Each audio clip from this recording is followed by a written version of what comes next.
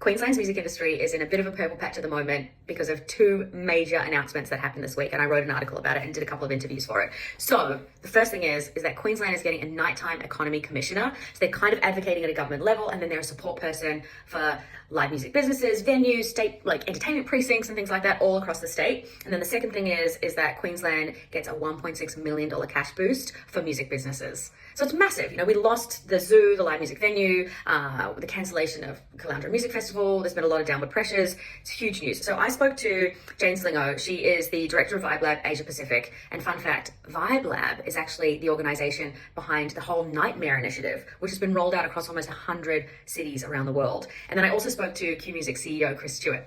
So we talked about the challenges and opportunities for this incoming nighttime economy commissioner, and they talked about how they really need to navigate the unique economy in different regions in Queensland because it is a state-based role. And then they talked about the long-term impact that the role would have, particularly in the lead up to the Olympic Games in 2032, which is being held in Brisbane.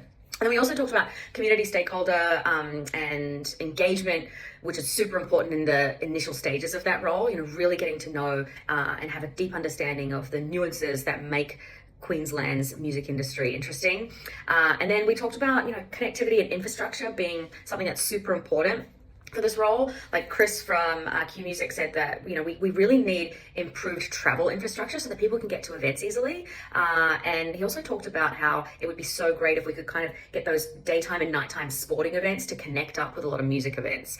But the great thing about this piece is that I did ask Chris what he thought of the opposition leader taking on this nighttime economy commissioner if they were to win at the election. And he said it's going to be okay because the opposition is also a fan of music. There's so much more in the piece. Please go check it out.